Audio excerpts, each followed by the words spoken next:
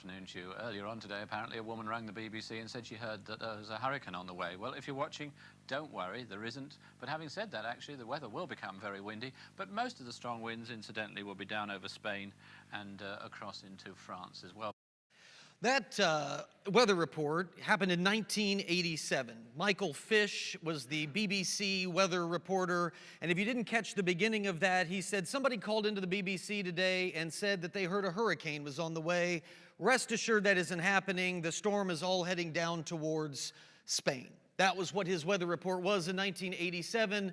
And hours later, Britain's worst storm in 300 years hit the British Islands. And it wasn't technically a hurricane. However, it did bring hurricane force winds of 120 miles an hour plus. 15 million trees were toppled by this storm. 18 people left dead. And $3 billion in damage was done to Britain. I don't know if Michael Fish kept his job or not. Honestly, weathermen seem to be able to do that regardless of how bad the predictions are, but that's a reality of human beings. We pretend when we get a prediction right that it's because we were smart.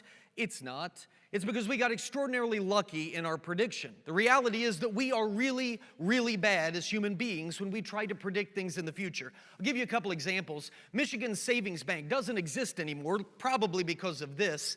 They were encouraging investors back around the turn of the century not to invest in this new invention called the automobile.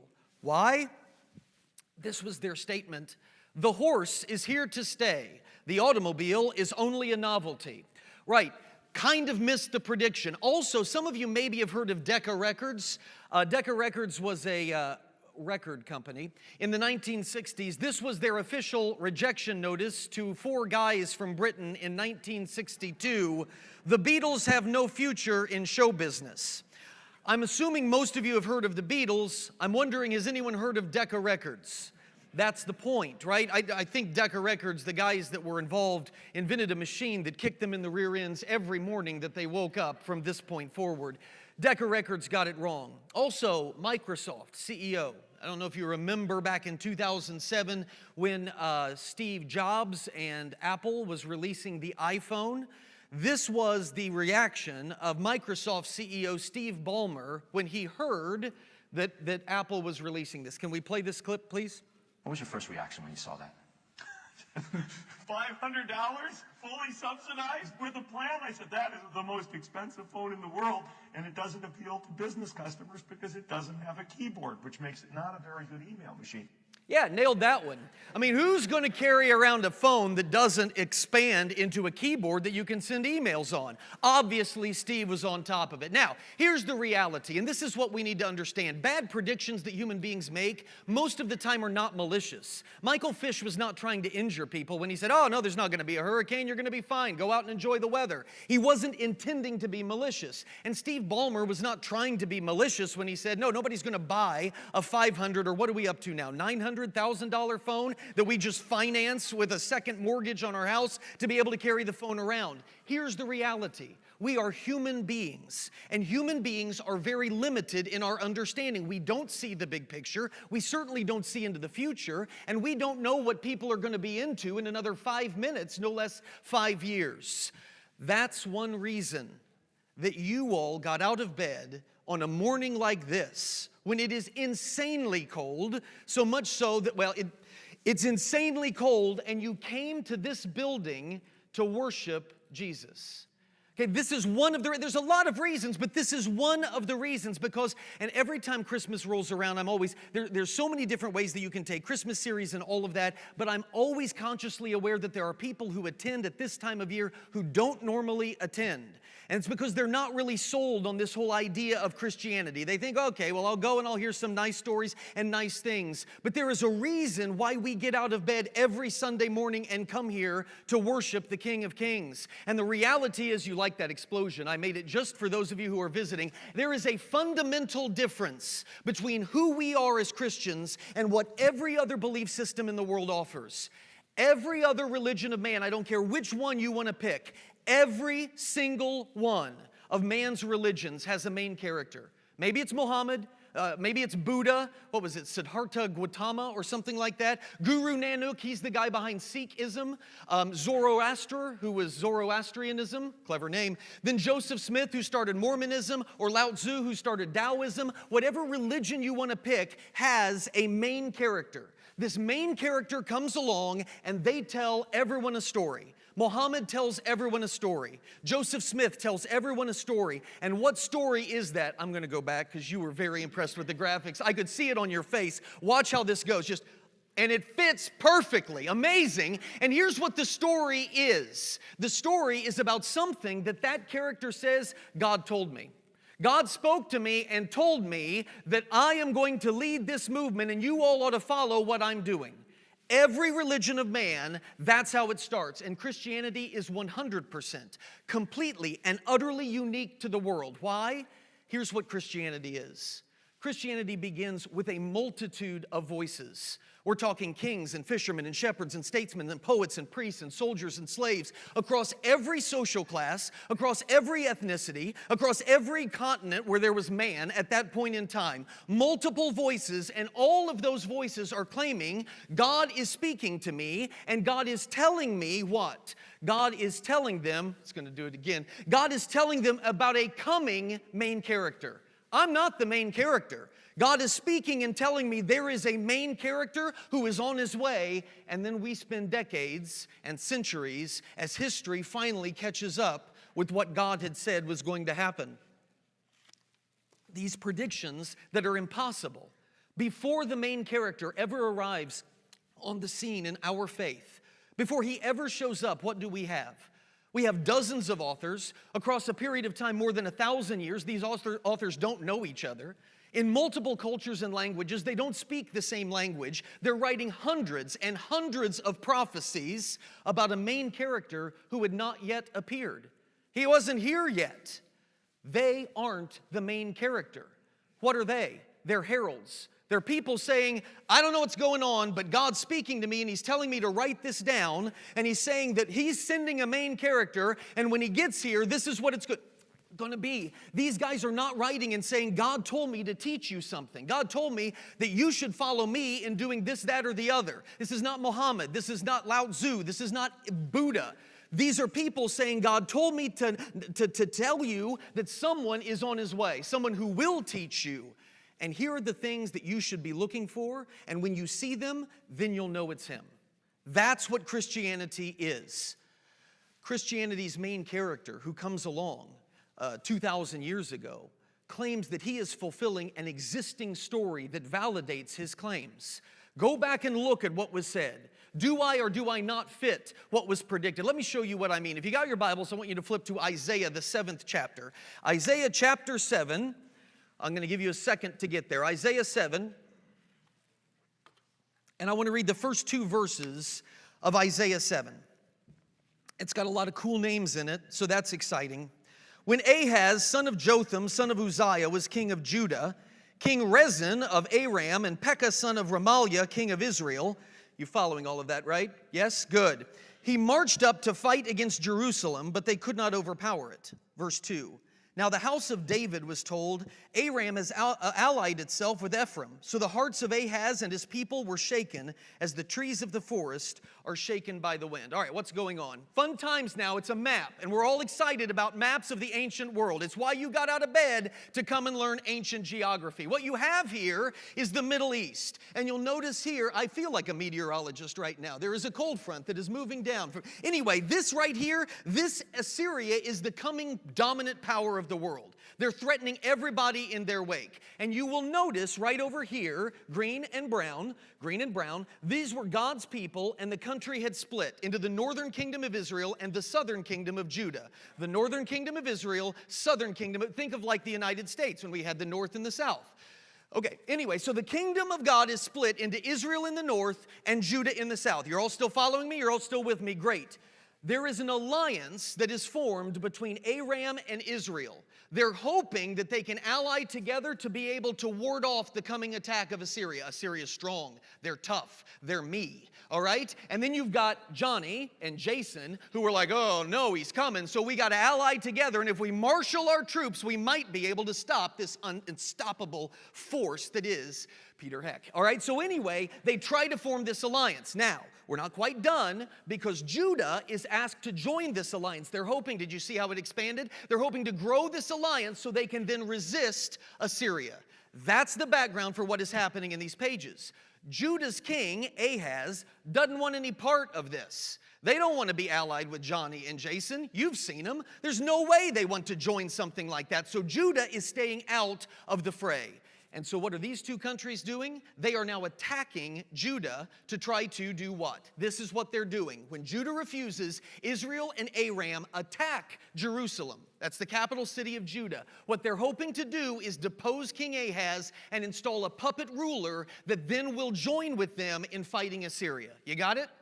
See, this is what you don't understand. This is the kind of teaching I do in my history class. So when your kids don't get good grades, it's not because I'm not dynamite at my job, okay? It's because they're giant slackers. Anyway, so Ahaz considers, he doesn't want to join with these other two. This guy actually considers an alliance with Assyria. He knows Assyria is the strong guy on the block. He knows that, and so Ahaz thinks, if I want to survive, I'm not going to team up with these other two because they're going to lose. I'm going to team up with Assyria. Assyria is this pagan country that is there to torment and torture anybody and everybody in the way. So God sends Isaiah, his prophet, to confront King Ahaz.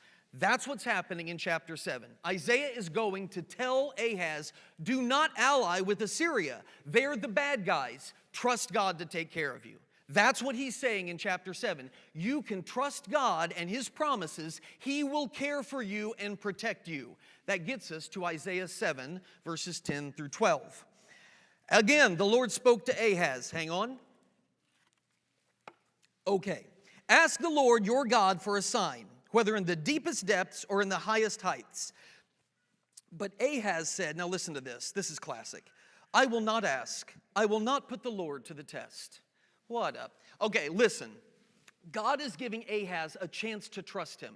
He's saying, look, I'm going to be with you. And to prove that, ask me for anything. I will give you whatever sign you want to see to know that you can trust me. But instead, Ahaz wants to trust his own political strategy. He has no faith. So he refuses to ask God for a sign, but you noticed how he's trying to make it look like he's extremely pious. Oh, I'm not going to ask for a sign. That wouldn't be right. That wouldn't be right at all. I'm not going to put God to the test. He's trying to sound humble when the reality is he just doesn't have any faith. He's already made up his mind to form this alliance with Assyria, which God has told him not to do. How do I know that?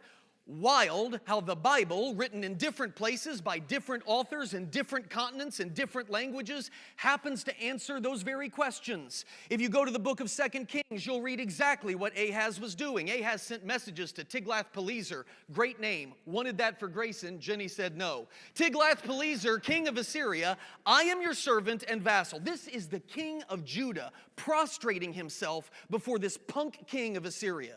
Come up and save me out of the hand of the king of Aram and the king of Israel who are attacking me. And Ahaz took the silver and the gold found in the temple of the Lord and in the treasuries of the royal palace and sent it as a gift to the king of Assyria. His lack of faith will doom the kingdom of Judah to a generation of Assyrian domination because he won't listen to God. Now, there is a point in all of this, but we're going to take a pause real quick because you're here, you don't have anything to do today, so I'm going to take my time in this message. And this is important, I think, that we should pay attention. This isn't just history. Do you see Ahaz's mistakes here? Because I think we make them too.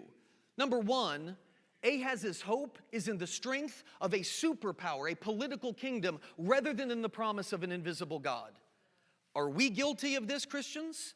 Putting our confidence and our hope and our security in tomorrow in the hands of a consistent superpower and all the blessings that come from the power of and might of a military that can protect us against the world. And that's where we put our confidence. And therefore, when there's an election, we have to make sure the right people get elected or our whole way of life could be destroyed.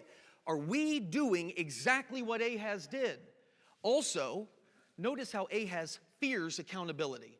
What do I mean by that? He's essentially saying, I don't want to ask God for a sign, because if God gives me a sign and I still go along with my plan to ally with Assyria, well, then I'll be sinning. Do we do that, Christians? Well, I don't want to pray about this person that I should forgive, because I know if I pray about them, then I will be convicted that I should forgive them, and I'm not going to forgive them, so I'm just not going to pray about it. This is what we do. Pay attention to these mistakes. So anyway, back to the story. Isaiah then carries a message. He says to Ahaz, you make your own mistakes, man. Go ahead and make your alliance if you want to. However, God is going to still send a message. He's going to give a sign to his people. You do what you're going to do, Ahaz, but God is sending a message to his people that he will save them. And he's going to give them a sign to prove it. And it'll be a sign that is so unlikely. It is a sign that is so crazy and bonkers. It is so absolutely nuts that nobody is going to be confused God is involved in this. It has to be God. There's no other way it could be anything but. This is going to be the ancient world's equivalent of a cosmic signature. No way you can excuse this as just some fluke that happened by chance. Look at verse 14 to see what that sign would be. Therefore, the Lord himself will give you a sign. The virgin will be with child and will give birth to a son, and they will call him Emmanuel. The prophecy of this sign hinges on something impossible. Now, I've created some graphs and some diagrams to show you how it's not possible for a virgin to conceive a child. This is going to be sex ed. So I hope that you're ready for the pictures that are now, I'm kidding, they were in the original, but I eliminated them for time. I'll just suffice it to say that a woman who has never been with a man cannot conceive a child. There's an activity that is required and things must take place for conception to occur. Are you uncomfortable? Because I'm very uncomfortable. All right, so notice this idea, this promise, this sign is so audacious, it's so radical, it's going to draw attention. Now, would it draw attention today? I don't know that it would, because an illegitimate child born today in our era is not going to generate a stir.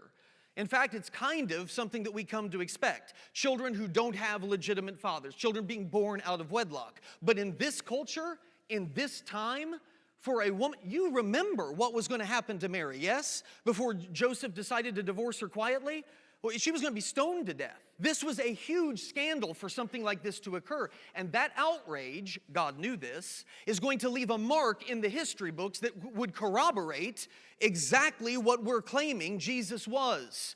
And guess what? It did exactly that. One of the ancient Near East's greatest history texts. It is a Jewish tax collector who works for the Roman Republic, and he writes this history. We call it, as Christians, the Gospel of Matthew. But Matthew is one of the greatest history books that you will find from this era in the ancient Near East. And in it, we have the story of the birth of Jesus, and look at what Matthew writes in here. All this took place to fulfill what the Lord had said through the prophet. And then he quotes Isaiah. The virgin will conceive and give birth to a son, and they will call him Emmanuel, which means God with us. Why does Matthew reference this? Here's why. He is addressing the question that was circulating among the Jews about Jesus' paternity. The reason that he puts this in here is because everybody that he's writing to is asking questions and making accusations about the paternity of Jesus. What should that tell us?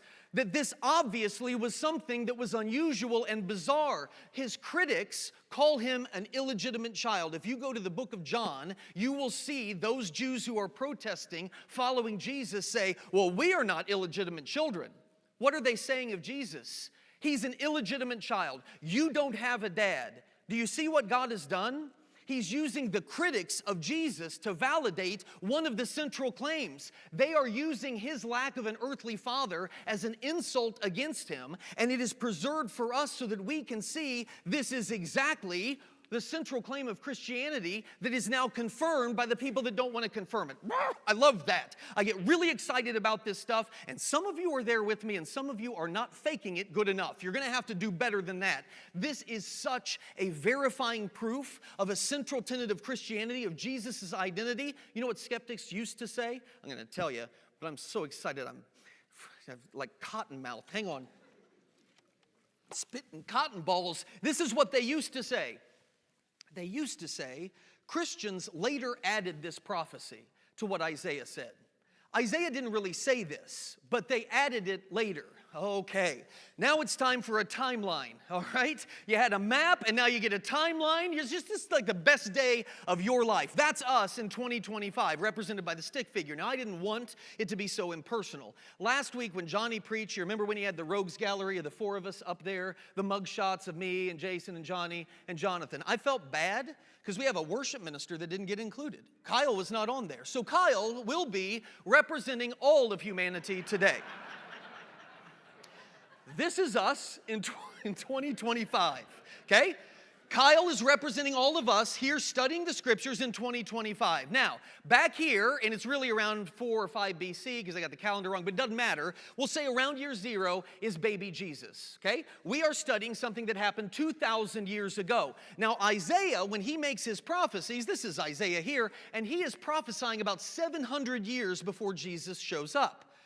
Okay, so the claim is that somewhere in this time frame between Jesus and now, Christians went back and added a prophecy that Isaiah never said. And this argument held weight. Why? Do we still have the scrolls that Isaiah wrote on? We do not. We trust that what Isaiah wrote was faithfully copied and faithfully copied and faithfully copied, and they did it in big groups so that there was checks and all of that stuff, but we are counting on the fact that the oldest copies we have are what Isaiah really wrote. And all we could do was go back to about the year 1000. I think it was the Aleppo Codex is what it was called. That's as old as we had. And so here's what they said. If this is as far back as you can go, somewhere between here and here, that gives 1,000 years, Christians went in and added this whole thing about a virgin will be with child. And that was a strong argument until, this is so good, in 1947, all right? You're all excited. In 1947, you got a shepherd who's over near the Dead Sea, and one of his sheep wander off into a cave. He doesn't want to go into the cave. There could be bears in there. So he picks up a rock, and he chucks it to the back of the cave to see if he can, startle and hear if there's an animal in there. Instead, he hears pottery shatter. And he goes in, well, what is this? And what he brings out is the largest treasure trove of ancient biblical scrolls that has ever been discovered. We call them the... Yes, excellent, church, excellent. The Dead Sea Scrolls. And in the Dead Sea Scrolls, there was the entire great scroll of Isaiah. The entire book of Isaiah, not just fragments, if you go to the Museum of the Bible, you will see this giant scroll on full display. Every chapter, every verse of the book of Isaiah. And do you know when this little thing dated back to? Oh, I can't wait for this. Gee, that's where it dated to. About 200 to 150 years before Jesus was born, which means you go to D.C. and you look through the glass, you will see someone who has written 200 years before Jesus showed up that the virgin will be with child. We know that that prophecy came before year 4 or 5 BC. When Jesus shows up. So good. All right, so you know what that did? Did you see that? Did you see what happened? Kyle was very studious there. Watch Kyle, please. And as soon as we realize what we've got here, yay. You see that? He goes from serious Kyle to Pentecostal Kyle. There he is, okay? Very excited about what's happened. So the question is, what do we do with all of this that we're now learning and picking up? I want to start constructing a puzzle, and it's going to start this week, and we're going to go into next week. Humans, who we've already acknowledged, are historically bad with predictions. They write that God told them, this is what you're going to see. And when you do, you will know that it's me.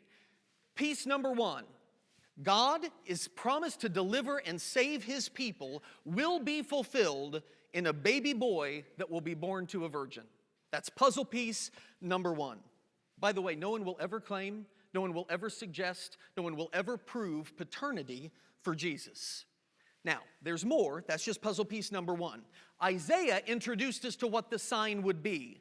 Another prophet comes along named Micah, and he specifies the place where this sign will be. You still with me? No yawning, Joe. I just looked right at you, and that was a big yawn. Did you stay up too late last night? What are you doing? Your parents are out of control, letting you just wander the streets. Listen, focus and get here. Isaiah introduced what the sign would be. Micah comes along and says, okay, that sign is going to happen right here. He's going to introduce the place. I want to go back to our map for a second because you were eager to do so. The alliance between these two countries of Johnny and Jason didn't work. No surprise there. Assyria, which was me, if you will remember, came and just trampled them, just wiped them out. So Assyria has now spread and crushed Aram, and now Israel is waiting. And a decade, 10 years later after Aram, Assyria goes ahead and waylays and knocks out Israel as well. So now Judah is left there with giant Assyria laying siege to it, okay? Assyria now threatens the country of Judah. And in the torment of the people, the prophet Micah is going to speak. Can you flip to, I think it's Micah chapter 5. Yes, Micah chapter 5, and I want to look at verse 1. I'm running out of water. All right, here we go. Marshal your troops, O city of troops. He's speaking to Jerusalem. Marshal your troops, for a siege is laid against us. They will strike Israel's ruler on the cheek with a rod. Now, just so you know, if you never studied world history, this is Assyria's go-to tactic. They love to lay siege to cities, and it's exactly what they're doing to Jerusalem in Judah. And they also love to publicly humiliate and shame the kings that they have defeated. So that's exactly what Micah is talking about happening right here. Micah acknowledges that. However, he also tells God's people what? There is a greater king that is coming. Don't worry, there is a Messiah that is on his way. Micah chapter 5, verse 2. But you, Bethlehem Ephrathah, though you are small among the clans of Judah, out of you will come for me one who will be ruler over Israel, whose origins are from old, from ancient times. Okay, my son Grayson is really into football now. I've been praying about this for most of his life, and he finally has now shifted, and he is a huge football fan. Like, he knows all of it. He wants football cards for Christmas. I've never been so happy. Okay, so he is really into football. But one of the things that he does now is he asks me a lot of questions about it, because obviously I'm his dad, so he thinks I'm an expert, which I know. Like when Johnny's talking about, we game planned when we were in high school for football. I was sitting there thinking, big deal. In band, we did the same thing. I mean, so they got 13 trumpets in their brass section. Psh, no big deal. Anyway, Grayson's into football, and he asks me questions about it all the time. And he asks me about our favorite team, the Colts, a lot. And if you know what's happened to the Colts this year, they start out red hot, and then everybody starts breaking their body parts off. And now they don't have a quarterback, and they've gone out and they've hired a 44-year-old grandpa named Philip Rivers to play today. All right, that's where we are in our season. And Grayson asked me, will we win with Philip Rivers now? Okay. I don't want to look bad by missing this prediction. So what do? This is exactly what I told him. I said, son, I think Philip's going to do well. Now, why did I say that? Because the word well can be interpreted in many different ways. Let's say that we go out and win. I can say, I told you, he's going to do well. And we did. We won the game.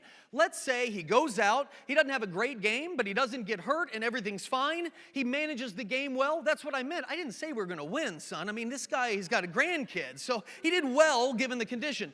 Let's say, what we all expect to happen, he goes out and dies. I can still say he met Jesus. He's doing well. He's with the Lord now, and so therefore, everything's fine. Do you see what I've done here? I've set this up so no matter what actually occurs, I can claim that my prophecy has been fulfilled. That's exactly what Nostradamus did. If you've ever studied the prophecies of Nostradamus, he makes these broad, vague predictions so that no matter what occurs, his people can say, oh, well, that's exactly what he said was going to happen.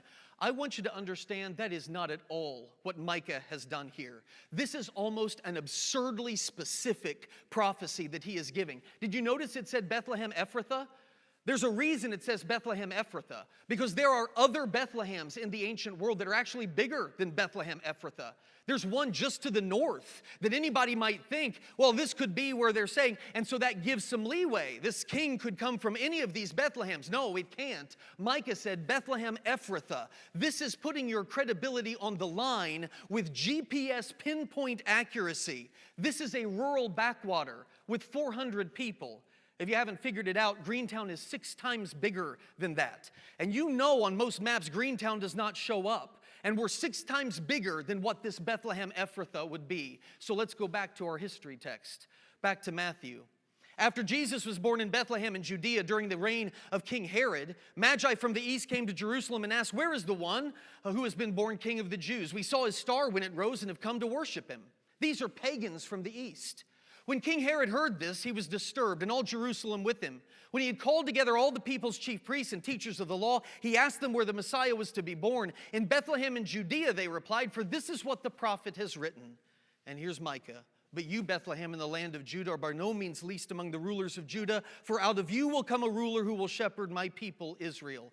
Just as his critics validated the virgin birth, look at what God does. He uses foreign unbelievers to validate this claim of where the king would come from. But do we know that Micah said that? Do we know, or did we add that later? Well, guess what? You go back to Happy Kyle, and where is Micah? Micah's back here, and you know what we found in the Dead Sea Scrolls? Yes, sirree. We found the scrolls, fragmented pieces of Micah, and every single one of these predictions, including Micah 5:2, we have dating before Jesus shows up on planet Earth. Piece number 2, where have we been? God's promise to deliver and save his people will be fulfilled, piece 1, in a baby boy that will be born to a virgin, and he'll be born in a tiny town that is not visible on most maps called Bethlehem Ephrathah. By the way, real quickly, did you notice something? I don't know if you noticed this. Oh, poop. I got to go back. Did I just say poop in a sermon? Sorry. Anyway, I get so excited. At the end of that verse, did you see what it said about this Messiah? Whose origins are from ancient times. Okay, to me, that's a third puzzle piece right there. But this could just be a reference to the Davidic, like the King David line, which Jesus will fulfill. It might just be that, but there is another possibility. Okay, this is going to be the last story that I go off on, so you got to stay with me, all right? About the year 150 BC, 150 years before Jesus, a group of Jewish scholars, 72 of them, sit together, and they take all of these old Hebrew texts that we call the Old Testament. Everybody at that time was speaking Greek, because Greece has conquered the world. So these Jewish scholars translate the Hebrew Bible into Greek so that the Greek-speaking people could read the scriptures. Make sense? So they are copying and making an Old Testament in Greek. And they get to this line from Micah 5:2. And do you know how these Jews, not Christians, how these Jewish scholars translated Micah 5:2? The ones who would know it best? They translated it that this guy would be from the beginning, from time of eternity.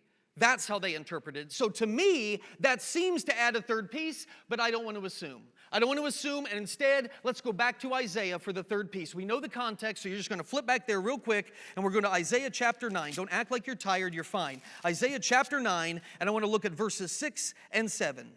You've heard this before. "For to us a child is born, to us a son is given, and the government will be on his shoulders. And he will be called Wonderful Counselor, Mighty God, Everlasting Father, Prince of Peace. Of the increase of his government and peace there will be no end. He will reign on David's throne and over his kingdom, establishing and upholding it with justice and righteousness from that time on and forever."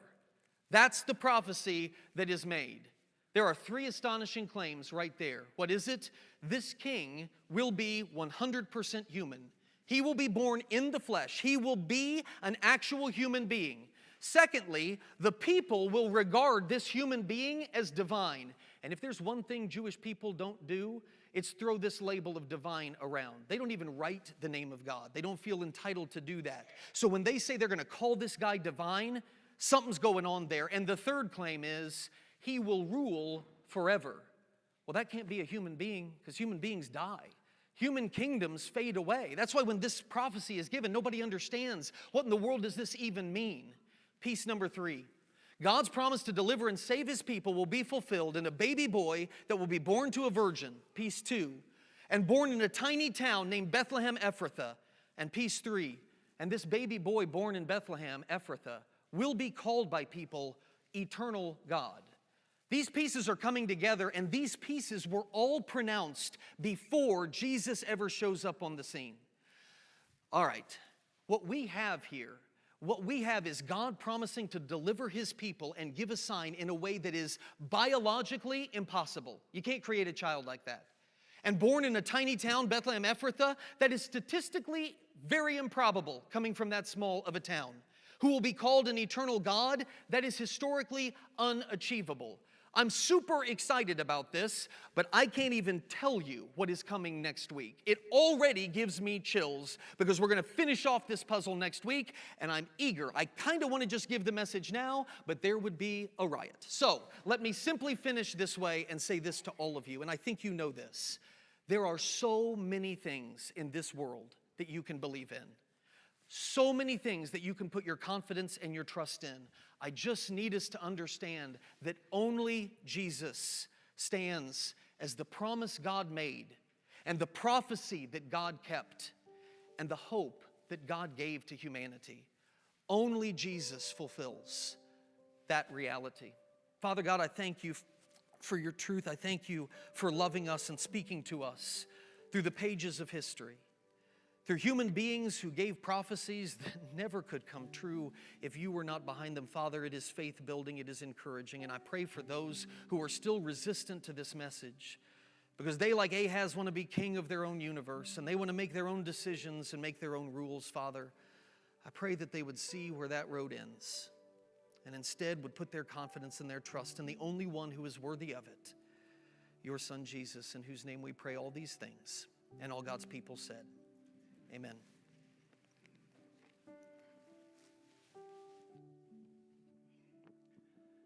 You know, as part of our invitation today, I wanted to ask you to consider not just the message that Pete just gave, but what you know